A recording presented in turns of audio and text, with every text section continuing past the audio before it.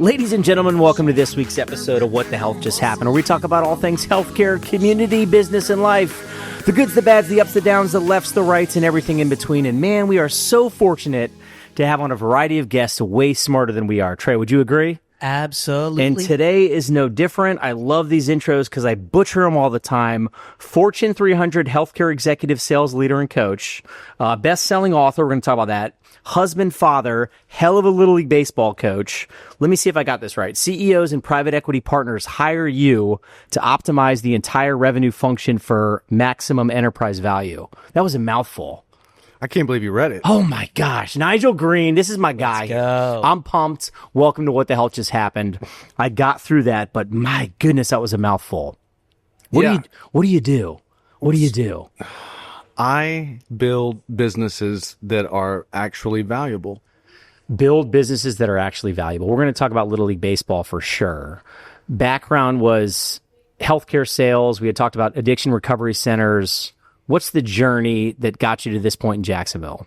Well, I think that my story, like the overarching headline is I've never let my studies get in the way of my education. Oh, that's good. And I was a C student. I was always really smart. Had the opportunity to go to the Naval Academy and Ivy League schools, but I played really hard. Like I just wanted to play. And so I never let academic rigor stand in the way of a good time. And football was what got me out of Alabama. I grew up in a small town, very modest, humble beginnings. But football and a pretty good ACT score got me opportunities to get the heck out of there. What position in football? Running back. Oh, man. He's meaty, dude. I'd be scared to tackle you. What Were you town in fast? Alabama? I was fast. I did not like being hit. I'm kind of meaty, but I'm also, I was like the smallest guy on the team. Yeah. It was very small. Like I look good, but it all hurt. Everything Don't hurt. tackle me. Don't tackle me. I got in trouble my senior year for trying to wear a red jersey at practice. And they were like, you can't wear a red jersey. You're a running back. What town? What were you going to say? What town in Alabama? Town in Alabama. Huntsville. Okay. Oh. All right. Rocket Town, or That's Rocket not that Town, right? small. Rocket City. Yeah. That's right. That's not that small. It has grown so much since I grew up there. We moved there in 1985, and then I left 2002 to go to college. So it really boomed. You said something. I have a line. C's get degrees, right? I was never an A student. C's get degrees. I can relate to that because there's having fun, doing other stuff. Where'd you go to college to play football? I went to the University of the South in Sewanee, Tennessee. Okay. Did you play all 4 years? I did. Created a work ethic, a grind. Like if you're an athlete in college, this is going to transition into sales. Yeah. I think the best sales reps have played competitive sports at some point. So what was it like playing sports in college, and then how'd you end up going into sales and now sales leadership? In college, it probably was the one thing that actually forced me to graduate, was having a schedule and knowing that if I didn't make a certain grade, I couldn't play, I would be ineligible, I might lose my scholarship. But there were only nine people in my graduating class that had a worse GPA than I did. That's a fist bump. And I'm like, hey, you made it. I'm like summa cum bottom. Summa cum bottom. I like that. Let's go. Summa cum bottom. And so it was hard. I mean, school was hard. It was an academically rigorous school. And then on top of that, I had 8 hours of football. And part of my financial package and scholarship was that I had to work. So I had to go be a lifeguard. So I was a lifeguard at the pool, worked. And so, I made C's. And I'd like to go out and have a good time. Yeah. But it was fun. I wouldn't trade it. It showed me that you can get so much done, and sometimes tired is just a thought, and it's just a feeling, and it doesn't matter. Like, feelings aren't facts, you know? It's like, yes, you might feel tired, but you still got to show up. So what? Yep. Yeah. And with the coaches, this is what really translated into sales. They told us from day one. I had a coach who used to say, "Who's in the hallway?" And we're like, "What's that mean?" Like, if you don't want to be in this room, in this chair, you don't want to be in the weight room, somebody in the hallway will gladly come in. Spot. Like, there's somebody that wants it. So who's in the hallway? You don't want to be here. You sick? Oh, you got lab. That's a lot of one-liners already. Yeah, we're only a couple minutes in. I think just painting a brief picture here. We'll get to how you got to Jacksonville, but so Nigel and I coached Little League baseball together for about 2 years. Our sons play on the same team. I had no idea what you did. Like, in your space, you're kind of a badass. You're a sales leader, a sales coach, a two-time author, best-selling author. We're going to talk about these books. The most recent one, How to Hire Elite Salespeople. That matters, man. But you started in sales first. You're not sometimes like, oh, let me write a book, but you don't have experience doing this stuff. What was the work experience before this world? I realized going into my senior year of college, I was a geology major, and I realized Nerd. I'm kidding. Sorry. totally. I'm sorry. Yeah. Total nerd. And I realized to get a job, I got to go back to school. Like you have to get a master's degree. I didn't want to do that. And I just knew I needed to make money. There was no like, go work for dad. There was none No nepotism. No, there was none of that. Yeah. Like dad didn't have it going on. You know, I love my dad. He's a great father. But Shout out, Dad. But he wasn't, he's not like running a company. And so I said, I got to get money. And our team doctor, his brother was a Northwestern Mutual guy in Nashville. And he said, they both play football at the same school that I play. They said, you need to meet my brother. His name's Roy. He said, you need to go into sales. And so I went and did an internship with Roy at Northwestern Mutual and just started getting acquainted with the profession of selling and realized that the money is in medical devices at the time. So 2006, that was A lot of money. that was Lot where of you money. want, and it's still true in a lot of segments of healthcare. But if you were a device rep, that was like the holy grail, and they loved athletes, ex-college athletes, because we're scared. We have this high functioning anxiety that gets celebrated as like drive, grit, but we get up every day and we're scared. We're scared. Yeah. And we just go because we're scared. Man, And those are the best people to hire. They're innately scared. So you don't have to scare them because they're already scared. I never thought about it that way. Look, sales specifically, the highest earners, I think, in the United States are salespeople in any industry, right? If you're in the financial space, employee benefits, healthcare, typically the highest earners are in sales. Why is that? The whole purpose of a business is to create a customer. If you don't have a customer, you don't have a business. And so to support that, I've worked in a lot of companies, Fortune 100, all the way down to like small startups, and ranging in scale and sophistication and revenue attainment. I can point you to instances where the highest cash compensation person in the entire company, more than the CEO, was a sales rep. And inevitably, at some point, somebody on the board or in the management team didn't like that. And this is so good. I have to remind them that they can have that job if they want it. But be careful what you ask for, because if it was so easy, why wouldn't they just go do it? Like, and I'm talking like guys that have made $1.5 million a year in cash, and I've got some CFO saying, well, come on, they're just a sales rep. And I'm like, you are privileged to be able to count the money that she brings into this company. Consider yourself blessed that you have a job because she's so good at what she does. I'm so glad we're going right into this, because I wanted to let's slowly creep into this topic. I love this conversation. You have to drive revenue to a business. You don't get to hire 10 people if you don't have the money coming in the door to hire those 10 people, right? And it happens all the time. Have you seen this where a sales rep is just on fire? Just everybody loves this man or woman. They're just bringing in revenue, and they cut their territory in half because we think we can sell more in that area, right? Same thing. Or an executive says, hold on, Susie or Bob is making more than I am. What are your thoughts on that? What would you tell an executive like, hey, maybe don't do that?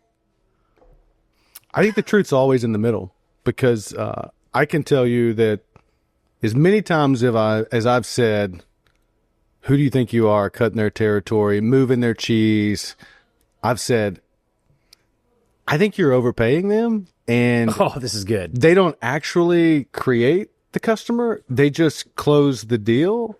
And actually, the real work, the real value is what your marketing team does to go interrupt that prospect and get them to sign up to come and show up for a call with this salesperson. That's the hardest thing to do.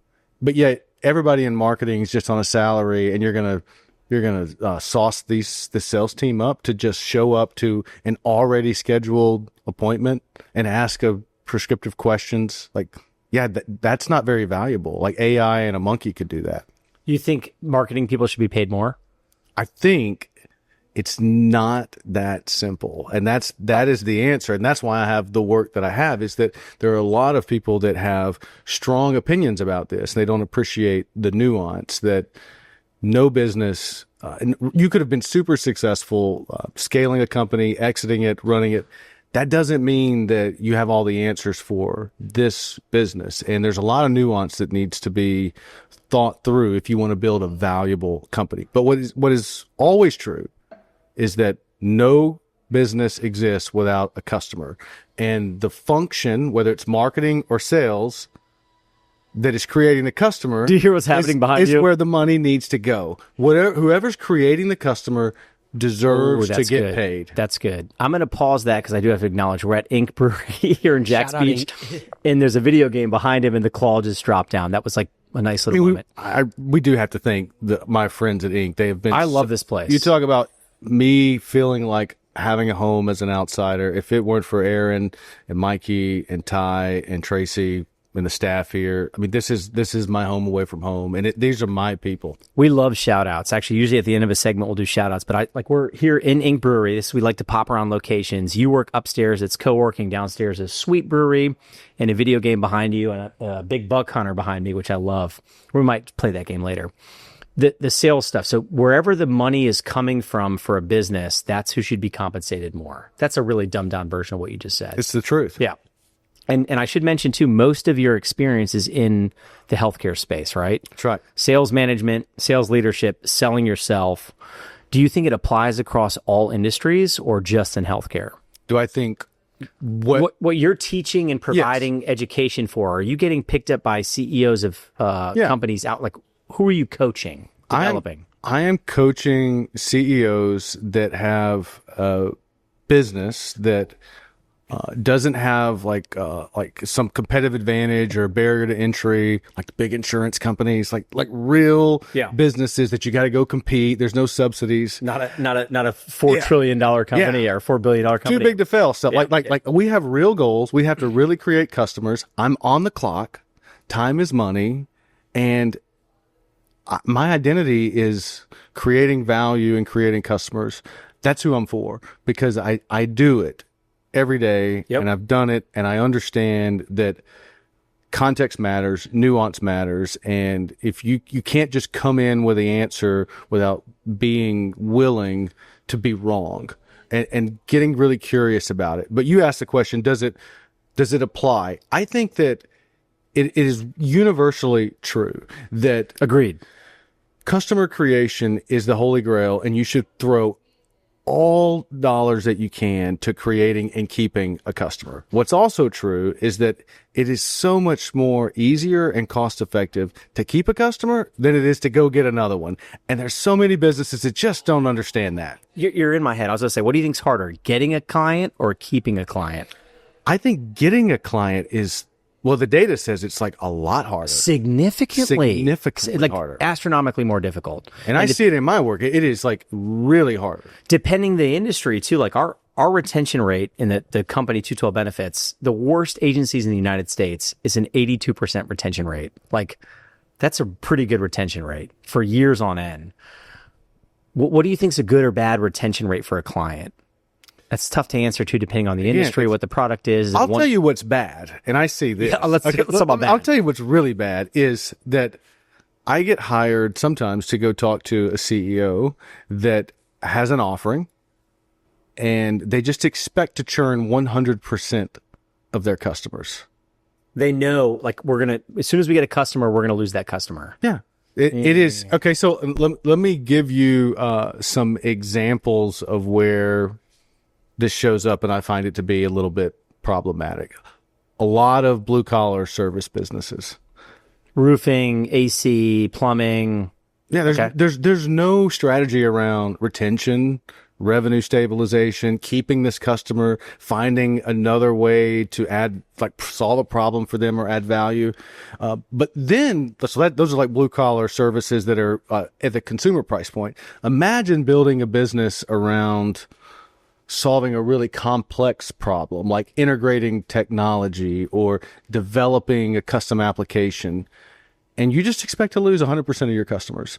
That is not a good. It's not healthy. Is That what it is. is. That's Yeah. not.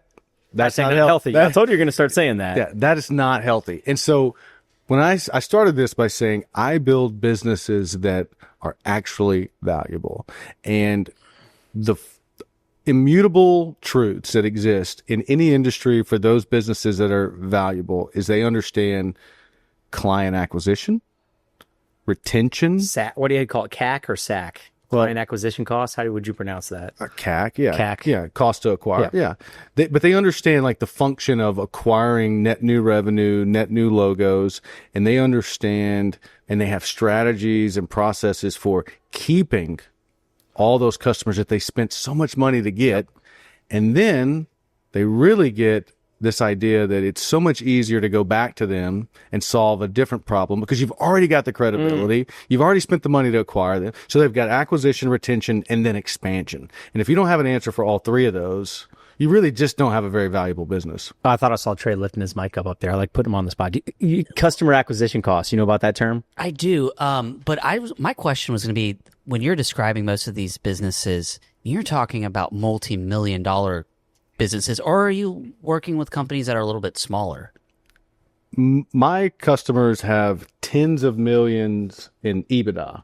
So earnings before Interest, depreciation, taxes, I don't and know what that amortization. means. like they have profits that are in the tens of millions of dollars. Gotcha. That's Okay. a great Fair question enough. to transition. So if one person hears this, like they need to call you tomorrow because this is the value, like who needs to know what you're doing? Anybody that is making money, like millions of dollars in revenue, they have a profit margin and they have a couple years of history with that same set of customers, and there's traction with that offering. So if you're in that 5 to 7 in revenue and you think your business could be more than a lifestyle business, like you think that it could be something that is asymmetrical in scale, like the total addressable market is big. You could go from 7 to 35 with the right strategy. Yep. That's who I'm for. That's your sweet spot. That's who I'm for. So if you've got an equity partner, or if you've taken somebody else's money, or if you're funding it yourself, it doesn't matter. You have to have this appetite for growth. And I believe that if you're not growing, you're dying. And it's like that's the law of nature. Like That's the truth. if you're not growing, you're just dying. You said something earlier before we were talking, 15 to 20% growth is an early sign of stagnation. That's what you think. I have come to learn. I've learned that it's not good enough. 15%. If you're in the business, if you've got a big business that is got a proper management team and you've got employees and you've chosen to steward over the lives of other people, 15% growth is just an early sign of stagnation. And let me point to another indicator that. Because there's people who are going to listen to that and say, "Get out of here! I'll take Get out of 50% here." all day. Yeah, Well, yeah. well, that's. But yeah, Trey's over there Guilty. raising his hand. No, it's a good example though. But so we accept 3 to 4% inflation Year every over year, year. Yep. over year. Okay, and we live in a world where taxes are just going to go up because we just keep printing money. Yep. And so if you accept that, and in your industry that the standard is 10%. So if that's the standard, well, then everybody is trying to grow 10%.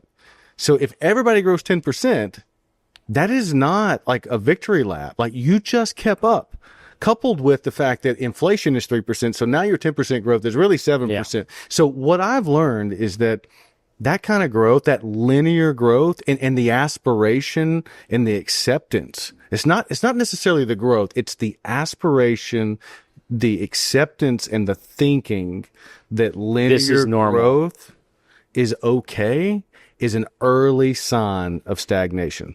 How does a company like Apple or something keep that mindset? were like year after year after year, if they were sticking to your principle of 20% or more, like how do they accomplish that?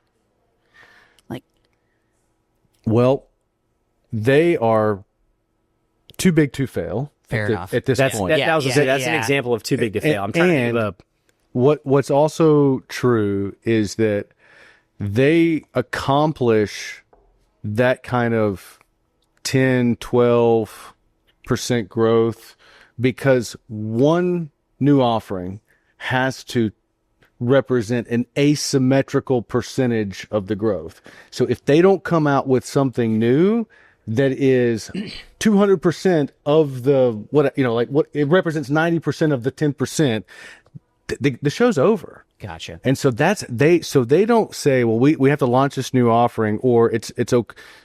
They don't go into the year saying, well, we just got to sell a little bit more phones and a little bit more. No, we have to reinvent the game. we got to create another phone or iPod or that's I see Apple's what you're saying. tough. Apple's a tough example. Think of Who would be a good example of a company then that Let me take a shot follow at this. this. Yeah. So we start a company. We're doing 5 to 7 million in revenue on an artificial intelligence product that helps with integration in a large healthcare system. Right? Everybody's talking about it, but what we have is great. What we don't have is multiple hospital systems across the United States. But this product can go from 7 million to 45 million in a year or two. Is that That is a good perfect, description? That is a Okay. perfect example. And here's how I support it. As I say, okay, well, the tactics that you would deploy to go from 10, 15% would never work to 3x your revenue. that's I was to say They would never Yep. work. Yep. Okay.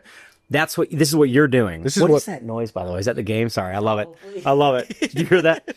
So That's your role. That's what I'm trying to say. Like, hey, y'all need to know about this dude. If you're So- here and want to go there, yeah. So what I challenge the CEO is to say, okay, well, what would it take to 5x or 10x revenue? So for you, so what is it going to take to go from 7 to 40 million? Let's get really clear because it's going to eliminate a lot of really bad ideas. Yep. And we're going to find a couple of plays that will get you that you're like, oh, this is it. If I can do this, I'll get there. Even if we don't nail the execution, we're still going to be a hell of a lot better off. If you're aiming for 40 million and you're short, you're at 25 instead of 7. So it's this whole psychological shift that I think has to happen with leaders to say, And that's what you're doing. That's what I really do. want to hammer this in. You're going into companies to help them grow significantly more than that average 10 to 15%. yes. And then I run it through the lens of not everything's possible because you took a certain amount of money. Because most of my clients have taken somebody else's money, Yep. OPM, other Yep. people's money. OPM, I like that. Which comes with constraints. You know, it's called the golden Yep, rule. yep. You know the golden rule? He who Whoever has the gold makes the all the rules. rules. Yes. So they got Yes. the gold and they make Yes. the rules, which means like, yeah. And the number one rule is I'm going to give you X amount of dollars and you're committing to return it at 3 to 5X in some period of time. That's the first rule. And so that's The industry too. Yep. so we have to play by the rules. And so not everything works. But so then we have to think through, all right, we got to go from 7 to 40 within the rules that we Might chose change. to, but there's so many plays you can run. So again, this is the hardest part because time runs out. Now we're in the good stuff too. Nigel Green, coach. That's what I love calling you, coach. Too. We coach baseball together. We haven't hit the books yet, but sales consultant, coach for Fortune 500 companies. Just I can say badass on the radio, right? I never know what we can say on the cursing or not. Great first half. We got a lot to hit, man. 48 minutes isn't going to be enough. I tell you, championships are won in the second half. That's what the hell just happened. We are so back. We are so bad. We're starting right there. Welcome to the second half of What the Health Just Happened. If you're catching us here on the radio, good news is you can catch the rest of the first half on your favorite podcast platform and YouTube under, what's the name, Trey? What the Health Just Happened. I always forget the name of our own show. That's not true. Nigel Green, author, 2 books here. I'm going to hold these up. Revenue Harvest. I have read this one good. Newest book is called How to Hire Elite Salespeople. How to Hire Elite Salespeople, which is one of the most underrated skills, I think, in the world. Hiring the right people, putting them in the right seat, making sure they succeed. First half, talk some life, college football, C's get degrees, a lot of sales stuff. Second half, we'll see where it goes. I think a lot of fishing, surfing, nonsense. But first, healthy or not healthy. Remember the game? Yeah, let her rip. Healthy or not healthy playing college sports? Healthy. Healthy or not healthy coaching your own son in baseball? Healthy. I think healthy too. I struggle with my son. Healthy or not healthy? Let's see here. Moving your best sales rep into a sales manager position. So not healthy. I would say not healthy. So not healthy. Terrible recipe. Healthy or not healthy, working with Fortune 500 companies. Not healthy. Agreed. Healthy or not healthy, writing your own books. Healthy. That's good? Healthy. Oh, man, I'm so scared. You have to block time off, do all the things. It's healthy, though. It's healthy. Zone. Healthy or not healthy, Kings of Leon. So healthy. I love It's a vibe. I mean, it's a in the dugout, he would play the best music. Kings of Leon came on. I love it. Healthy or not healthy, T-shirts with your face on the T-shirt. not healthy. Not healthy? All right. Well, in that case, we're going to do it. The rest of the episode, we're going to just go ahead and wear this thing right here. Oh my gosh. Yep. I wasn't even aware Wow. of that. I didn't even know You that didn't was going to prepare happen. for Healthy. that. I know. I told you I got one little Wow. surprise for you. Surprise. Look at this dude, man. It's from the website, arms that a crossed. Look, I know. I'm gonna put the shirt back on. He's got a V-neck. What do you, It's super tight too, guys. It was an undershirt, but look at this picture of you, man. it's so much sauce. Arms crossed, suited up. Look, Yeah, I got to give a shout out to Logan Bowles. He took that. I mean, he captured Bulls. Logan. Sure is unfortunate. He just captured my essence. He You did. look that is business right here. That is like it's healthy is what it is. It is healthy. I told you I had one curveball. Okay, back to real talk. Moved to Jacksonville Beach in what year? 2007. So you've been here a while. I left. I moved to Jacksonville Beach in 2007, and I was a medical device rep, and then moved to Nashville in 2009. Met my wife here in 2007. My wife is from Kentucky. We randomly met at the airport. I had been drinking all day. I love these stories. It was December 21st, 2008. You remember? I was flying home to Nashville, then drive south to Huntsville. She lives and grew up in a small town in Kentucky, about an hour north of Nashville. So she was flying to Nashville as well. It's late. I've been surfing and drinking all day, going home, just kind of excited, almost like leaving the beach, sad too. It's Christmas, salty, all the salty, feels, yep, yeah. Yep. And she's just sitting in the terminal, reading Into the Wild, one of my favorite books. Yep, you told me that. Minding her own business, and she had no chance. So I told her she'd be my. I told her she'd that be what my. you said? I said, yeah. I mean, You walked up and said, "You're going to be my girlfriend and wife." in 30 days. I said, you'll be my girlfriend in 30 days. And she thought I was hilarious. She's like, "Who's this clown?" Who is this weirdo? Yeah, who's this clown? I love these stories. That's legend, dude. yeah. That's awesome. like. Are those in the books? No, but I've talked about it on podcasts before. It's not. I mean, I've been pretty open about it. So- And so we left in 2009. My career took me to Nashville, which is a big healthcare town. Yep. And we stayed in Nashville until 2018, and then Nashville became terrible. You don't like it now? I don't even spend the night there anymore. I gotta go there. I go to a healthcare conference in a couple months. Is why It's a great place to go and visit, but if you're trying to live there, we lived in the city, close to Vanderbilt, and it's just not. Kids or no kids at the time. We did have children. So Maddie, my daughter Maddie, who's 7 now, we left Nashville in 2018 when she was a newborn. So she was born in February 2018, and then we left later in the year. And we moved to we bought some land in Kentucky adjacent to where her family lives still to this day, and they have lived and farmed since 1833. Her family. Her family since 1833. I'm gonna plug this. This book, Revenue Harvest, is about sales and farming, which my family owned a farm for years too. Like I think this book is epic. We haven't talked about this one yet. So her family has farmed Since 1833. That's a long time. Are they like off the grid? Are they set up to be off the grid or? Yes. I mean, her father could handle anything. Yeah. Anything. I'm fascinated by farmers and people that are able to live Yeah, off the he grid. could handle anything. And yeah, so they have.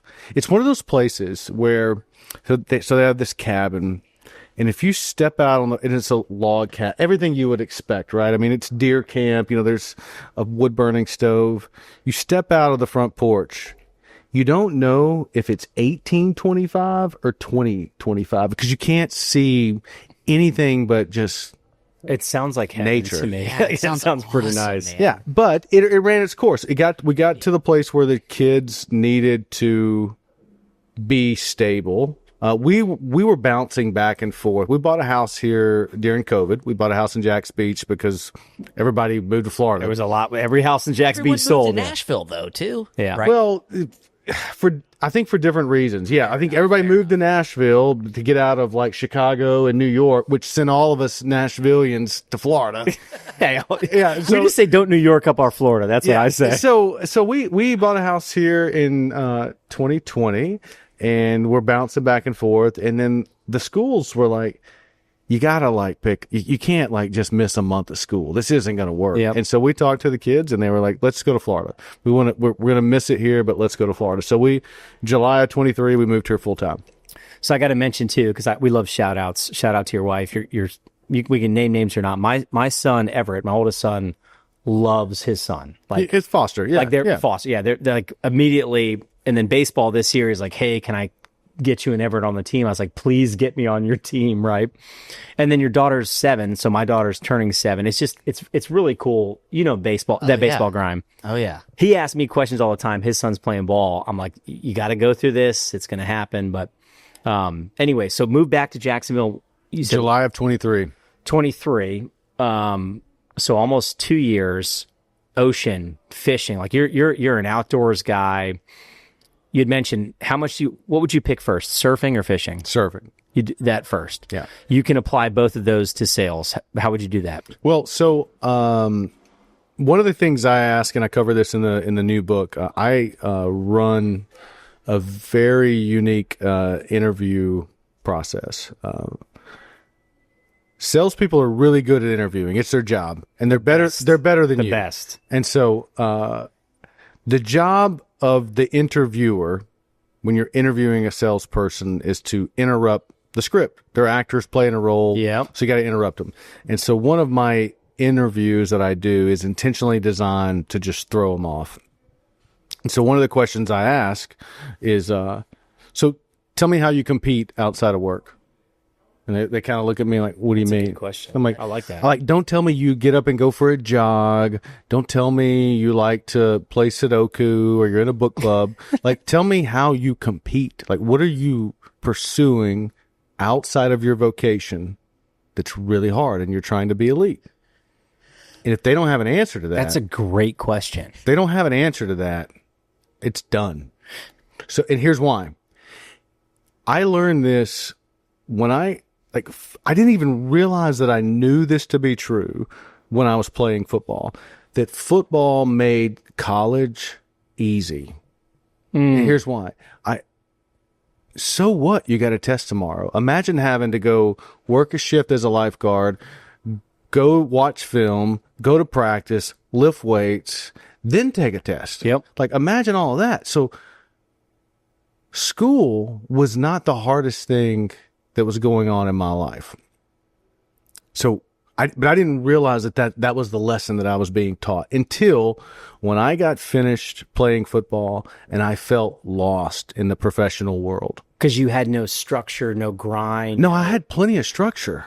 I had plenty of structure and I had plenty of grind, but it wasn't enough because I am someone, and I think elite salespeople are built this way, that when work is the hardest thing in your life, you will never be elite. And so this was the mic drop moment for me, Eric. I started training as an amateur boxer, and I was training with this guy named Sinag Beko. He was world champion at 168 pounds. He's still a professional fighter. Trey, remind me not to box, Nigel, by the way. Wrestle. And so I would get up, and I owe so much to Senna around like understanding this principle. I'd get up at 4:30 in the morning and go to the gym. This guy was from Ghana, like didn't even have like he was Electricity, like running water. He was living in the gym in Nashville, and we would train, and it was so hard. And at the end of the workout, he would look at me and say, "No matter what happens today, nobody's going to punch you in the mouth." Oh, I like that. And that just it's like jiu-jitsu too. that's it. You got the worst part of the day. So from like here on out, what it's it easy. like jujitsu, it's boxing, it's I'm trying to run a marathon or whatever. I don't care if it is like you're trying to be the best at chess. Like you're thinking about surfing and fly fishing. Let me pause that real quick too, because the question you asked I loved. What's the question you asked to throw them off? Show me how you compete outside of work. Mowing you my answer that? lawn, yeah. Honestly, mowing my lawn and keeping up with my lawn, I'm honestly competing with my neighbors. Against That the sounds neighbors? silly, but it's kicked my ass. It's harder than work. Sorry, I just thought No, that would be I my was I example. wanted to pivot this. Like, what are unique answers you got? We'll go to fishing and surfing, so, but I'm like, so that's a like great that's question. great. Like some people might say, "Get out of here, Trey. That's not competitive." But I was like, "So what's your angle? What are you doing? What are you picking up? What are your observations? Tell me what they're doing that you're trying to capitalize on. Where are they suboptimize? Like that's where we go in this conversation. Now you're showing me how you think. Good question. Okay, and so but you get me talking about surfing and fly fishing, and by the way, there's the fly fishing that I like to do now, which is for redfish and tarpon. There's just not a more stupid, hard you're an way animal. to catch a My fish. I told you about my neighbor, Brian Graves. Will give him a shout out. Owns a woodworking place down the street. Like, that's what he does. And I'm like, that's not easy. That's the hardest, dumbest way to fish. It's the dumbest way to catch a tarpon or a redfish. Yep. But When you do, ooh, but boy. same thing. Surfing is like it's the ultimate drug for me because you everything's got to come together. And it's really special. And so it puts work in this place of like, so Now what? what? So what? I'm gonna go back to that. Tracy. All right, so we've got surfing in the background right now. I don't know if you guys can There see it, is. but when was your first? That's live at the pier. when That's was your live at first Jack- taste of surfing? That's a good question. My first taste of surfing was 2004. Some of my teammates in college were from the Orlando area. I just was drawn to the ocean. I've been around the water, so I would choose surfing now. There are pictures of me. I couldn't swim. I'd wear a life jacket, and I had this super saturated wet diaper, but a fishing rod in my hand. I was fishing. I want to see that picture. Like by the way, I've been fishing since I was probably 3 years old. Yep. I've just been drawn to the ocean and drawn to the water. But I would come home. I was like, I'm going to go to Florida. Like I would spend all of Christmas break just coming to Florida and hanging out with these guys. And then they would go to New Smyrna. Yep. We'd surf. Straight drive. And I was like, so that my first taste of like surfing was 2004. My first taste of like the adrenaline rush that the water can give you was in high school. I would whitewater kayak. So I'd go down these big waterfalls in a kayak and just dopamine seeking behavior. But Guilty. yeah, but that's that. Yeah. Let's go back to the sales component, the competitive drive. How do you apply or compare surfing to sales, right? So your competitive drive, are you trying to catch bigger waves? Are you trying to explain, hey, you're going to eat it, right? And suck down some water, but you got to get back up, paddle back out. I love surfing. Honestly, I don't want to go to the second episode. I just want to go to the beach, even though it's pretty flat, but go ahead. Well, and you said this earlier. You said ex-college athletes are great at sales. And there's data to support this. Yep. My friend Jeremy Donovan wrote a book on this, and he took some Salesforce data. It is true that ex-college athletes have a higher chance of being successful in sales. But of all of the types of ex-college athletes, the ones that have the best chance of making it in sales are those that played an individual sport. And here's why. Oh, I love this. There's a scoreboard of 1. They are always competing with themselves. Me versus me. And so that's what surfing and fishing, or that's the essence of the question that I'm asking when I say, show me how you compete outside of work, is I'm trying to get a sense for, like, what's your scoreboard? Yes. Because if all you're after is to be at the top of this leaderboard or to get a paycheck, eventually that will run its course. I've been at the leaderboard for 3 months. Now what? Now I got to motivate you. Yep. And I'm not in the business of motivating people. So I'm trying to figure out what are you already motivated by? And how can I use that? People are either, it's in the African Sahara, or in the savannah, not the Sahara, but the savannah, every day, a lion gets up and he knows, I got to run if I'm going to eat. And then every day, the kudu gets up and says, I got to run if I'm going to live. Mm-hmm. So everybody's getting up and running. And the same thing is true for salespeople. And I'm trying to determine, are you chasing or are you being chased? And I got to figure that out. And so I really want the person that's chasing. Now, I told you earlier, salespeople are great to hire because they're all scared. Yep. At some point, we realize that we're scared of what? Are we scared of being the kudu, or are we scared that we may not eat? And I'm trying to figure out who's scared they're not going to eat. And that's who I want. Are you, man, I love this stuff. I told you. Are you interviewing reps on behalf of companies, or are you teaching these CEOs and CFOs how to think the same way? I'm teaching sales leaders how to get better at interviewing salespeople. This, again, the time. This book just came out a month ago, right? 2 weeks ago. 2 weeks ago. How to Hire Elite Salespeople. I have not read it yet, I'll be honest. I did ChatGPT. It's just 2 weeks ago. How could you have read it? I like to read, though. Yeah. Just came out with this. The revenue harvest is awesome. First things first, you have an event coming up. What day, what time? What's that about? June 26th. It's a Thursday here at Inc. Inc. right here. Home game, 5 o'clock. Suds and Sales. You can find it on Sales. Visit Jack's, Eventbrite. You can go get your ticket there. It's free. You can buy a ticket. If you buy the ticket, I will give you a beer. And I'll get you a book. You'll get a copy of the book and I'll sign it for you. Hang out with me. You bring your copy of the book. So I would love that. You can just get a free ticket, go to Amazon, buy the book, bring it. I'll sign it and buy you a beer. You show me you've already bought the book, I'll buy you a beer. But it's here. It's at Inc. I'm going to be talking about some of these principles in the book. But most of I'm just going to be hanging out. I love it. Chilling and celebrate. I mean, it's a bestseller, which I didn't expect, but it's a bestseller in 4 categories, which I'm really excited about. And I just want to help sales leaders understand that if you hire better people, you don't have to train, you don't have to manage, and you can actually grow the business instead of babysit humans. I was just going to say babysit people. Go ahead, Trey. Do you think it's getting harder because of work from home? Maybe just current climate of just society as a whole to find good salespeople? Nope. I think it's never been easier. I think that what everyone does to find talent, whether you're looking for an accountant or you need whatever, those tactics don't work for salespeople. And let me explain why. If you work for a company in any job that's not sales, and you want to earn more money, you have one or two options. You can go ask for a raise, or you can go get another job. That's it. And if you ask for a raise, you might get 3 to 5%. 7 on the high end. 7 on the high end. So that's stagnant. We've already talked about that. Okay. True. So in order to get any kind of meaningful bump, you got to leave. Okay.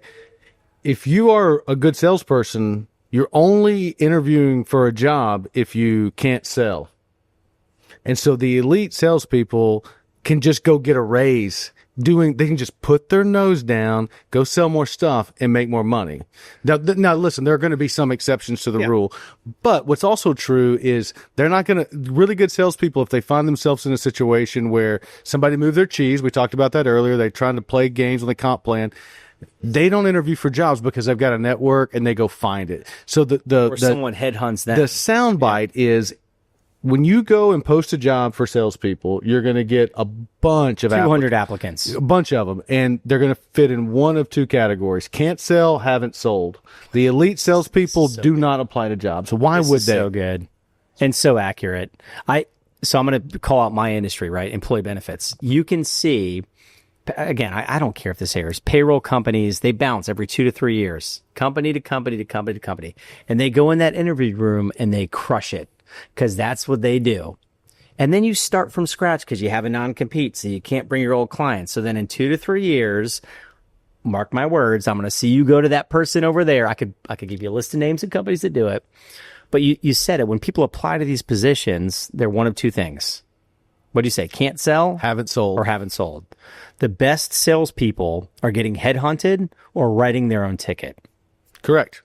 And so the question was, is it easy? It is. It's easy. Well, it's simple, but you can't run the same plays that you're running for an AP clerk or a product manager.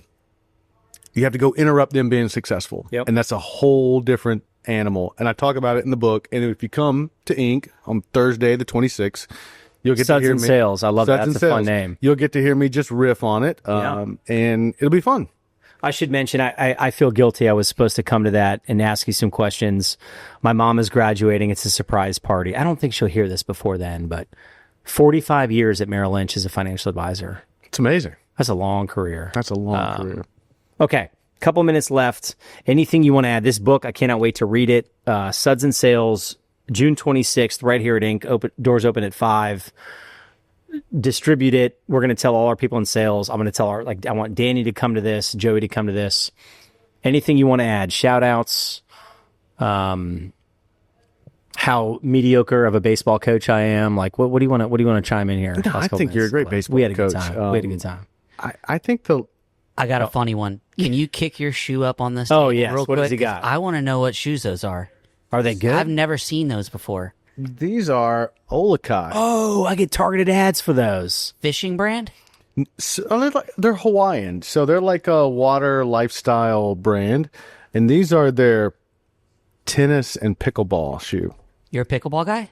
No, Oh, okay. I mean, they look sick. They got though. golf shoes. I love it. I am a shoe guy. You're a I'm shoe guy? I'm definitely a shoe guy. Okay. Yeah, my shoe game's strong. I don't discriminate, man. I got Adidas here. We're going to put these up to see if Alakai or Adidas want to sponsor the show. Yeah, you go. Olakai for sure. Those, I love that brand. I got a few of those. Yeah. They got golf shoes now, too. Sorry. Yeah. did So we miss? I would say if there's something I wanted to add, I would just say that life's hard. I mean, like, it's hard, and but it doesn't. We don't have to go through life always striving and always trying to get more. And it's going to sound like paradoxical. I've spent my first 38 years of my life for more, gotta go, never good enough. And like, it was beat into my brain in competitive sports and sales that you're only as good as your last play. You're only as good as your last quarter. And no matter what I accomplish or achieve, it always leaves me feeling pretty empty. And so what I would say is that it's great to have something that we're running towards, something we're trying to accomplish, but it better be working on you in a positive way, because what we work on, whatever our profession is, works on us. And if you don't have a way to anchor all the striving and achieving in this sense of like self-actualization and an ability to just be present, you're going to be miserable. And so like, I think it's okay to achieve, but it ought to be from this place of bigger than you for someone else, or it's a pretty miserable existence. And I found myself there, and I'm glad I hit that spot. But I think that for all that listen, like, yeah, I want more. My cautionary tale is that great, and we do it for the right reasons, or you're just going to get there and you're going to say, I am no better and no more happier. Man, you are speaking my language. I've been there a couple times. More. Like, what is enough? Are you a man of faith? Yeah. My favorite line in all scripture is, as iron sharpens iron, so one man sharpens another. And I always ask before I say that, but I would say, you, my friend, are iron. Thank you for sharpening me. Nigel Green, best-selling author, dad, husband, badass sales coach and consultant, amongst many things. Check out the book, Suds and Sales. That's what the hell just happened!